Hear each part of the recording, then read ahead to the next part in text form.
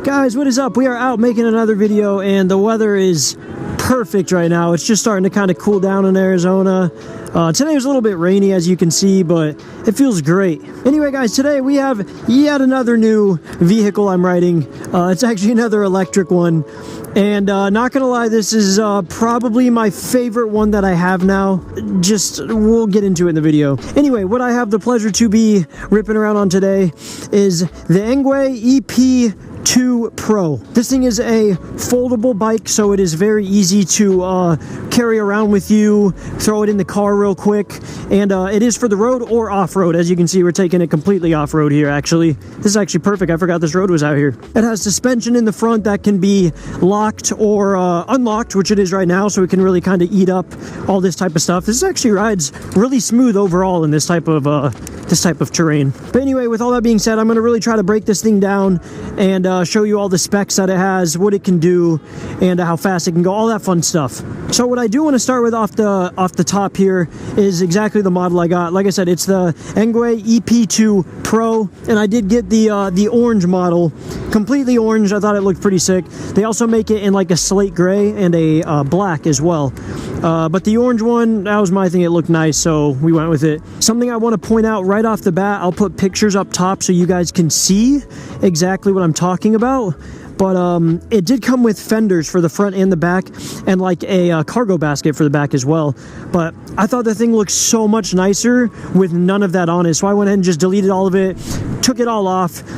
Here's a comparative picture. So here's my bike right here, and then this is the photo from the website. It's hard to tell. I should have taken a picture in person with the fenders on it, but I kind of spaced that. I forgot to do that. But just take my word for it, or at least personally, I think it looks much, much better without the fenders on it. It just looks really smooth. And another thing I want to cover right off the bat, just so we can get this over with, is a lot of people have trouble with the throttle control, right? When you get these things, like the throttle does not work on default out of the box, and it's because you have to actually enable the throttle control on this thing. And on top of that, outside of the box, this thing actually has basically an electric governor on it, and it's only going to go I want to say 25 kilometers an hour, I believe, something along those lines, which, you know, is not bad, but it's not maxed out. So anyway, there's an entire process you can do to get into the computer here and actually take the electric governor off. You can set the limits like 60 kilometers an hour.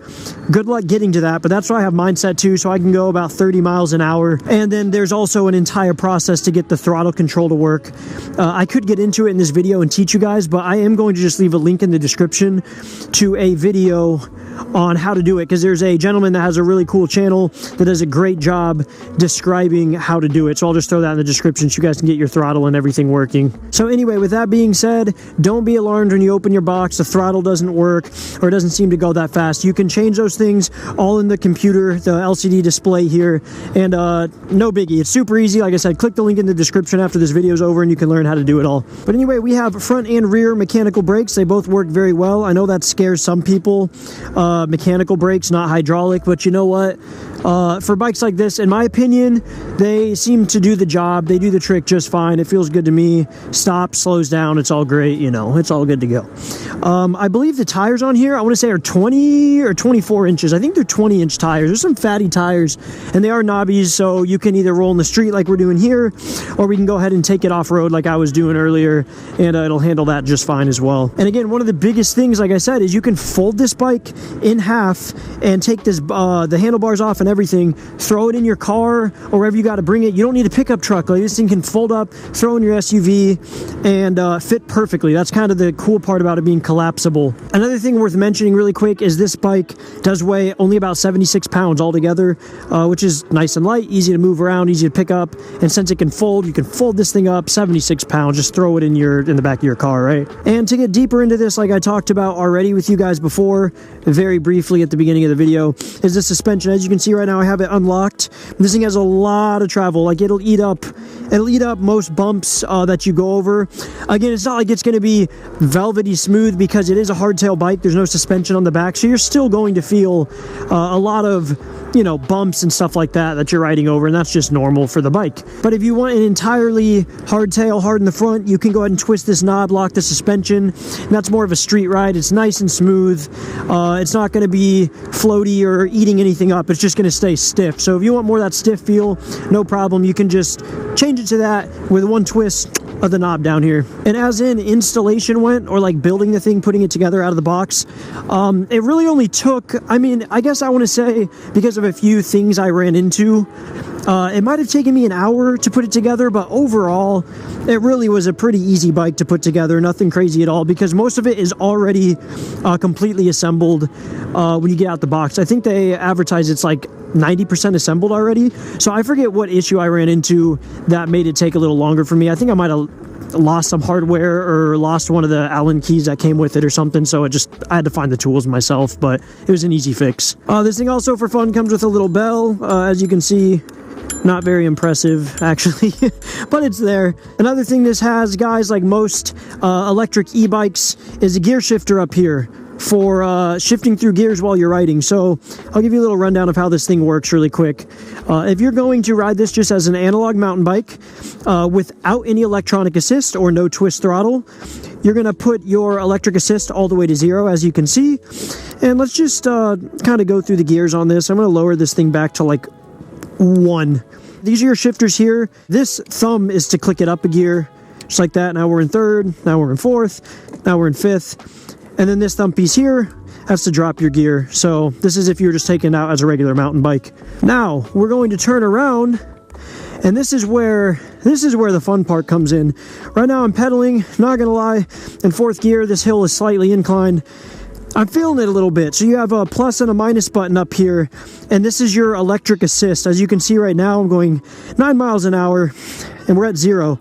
If I press up, now we're in mode 1.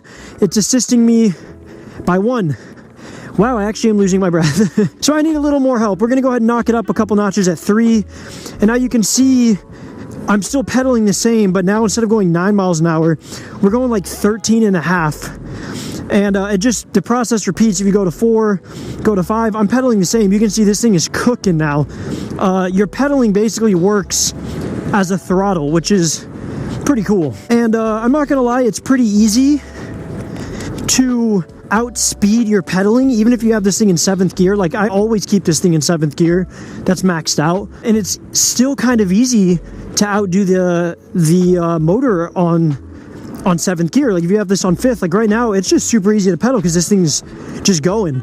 So at that point, that's when the throttle comes in. You got a twist throttle on the right side here, and at this point, it's just like a motorcycle. You can see I'm just pinning this thing, no pedaling. There's the display. Right now, we are going 23, 24, almost to 25 miles an hour. There's 25, and we're still climbing. This is just with the throttle, and I believe once you hold it in for 5 seconds, same speed. If I let go, we're now in cruise control. So now we're just cruising.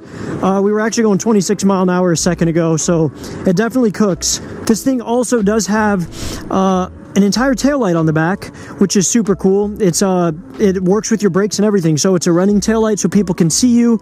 And then it also, like I said, has brake lights on it. So we're gonna go ahead and run off road here really quick so I can give you guys a little bit of a look at what we're looking at on this bike. Looks like people come out here and do some donuts too. That's pretty cool. All right, guys, so I'm going to give you the little rundown very quickly of a third-person view here so you can see what's going on. But here's the little tail I told you about, and I did modify a few things on this. Like I said, normally there's a rear fender here with a cargo basket, and there's also normally a front fender here on the front. That's also something worth noting really quick.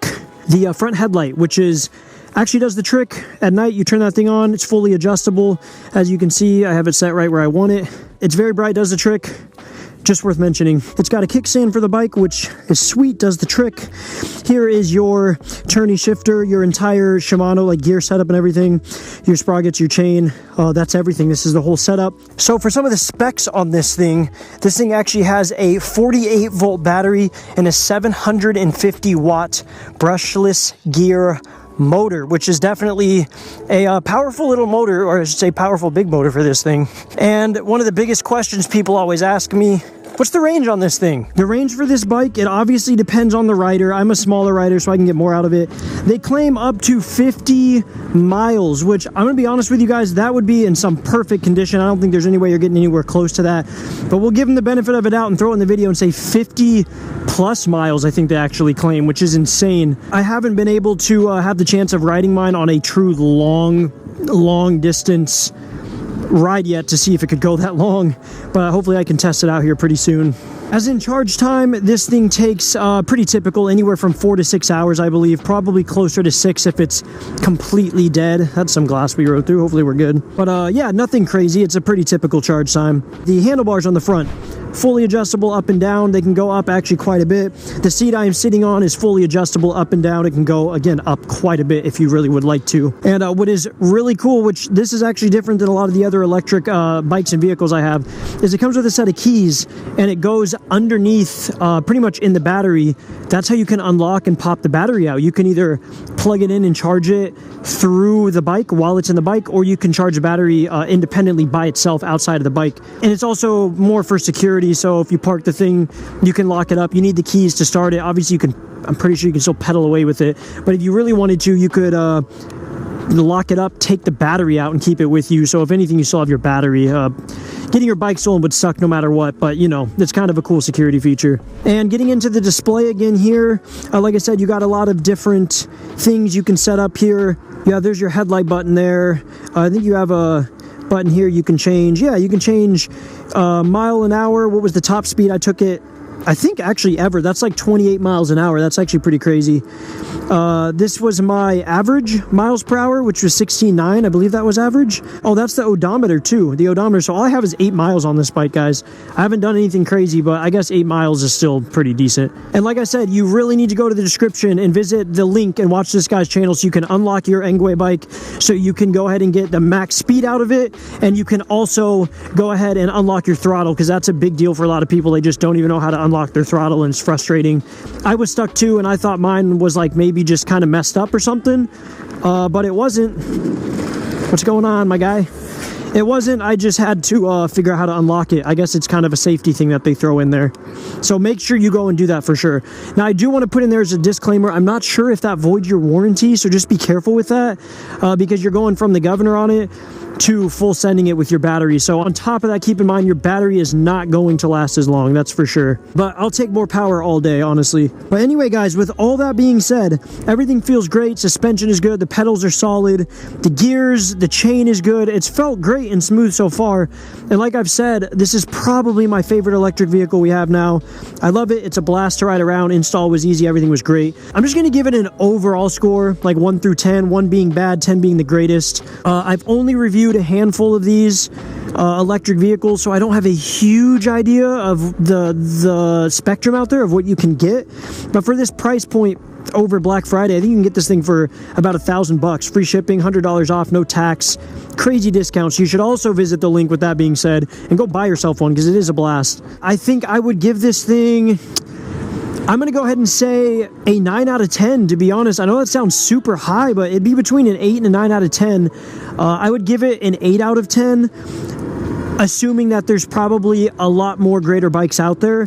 But when you keep in context what we're riding for $1,000, like, I can fold this thing up, throw it in the car, and take another electric bike out with Lauren, and we can just go on a nice bike ride. And it's perfect. Like I always say, gets the job done. It's a blast, and it's nice and smooth. Like I said, this is probably the most comfortable electric bike I have so far. Anyway, guys, thank you for watching the video. Make sure to like and subscribe, and click the links in the description. If you have one of these bikes, definitely go watch the video to unlock your very own. If you don't have one, right now is the best time to do it, because I have a big Black Friday sale going on. And like I said, this bike's worth it. So with all that being said, I'm gonna go rip this thing around. We'll catch you guys next time.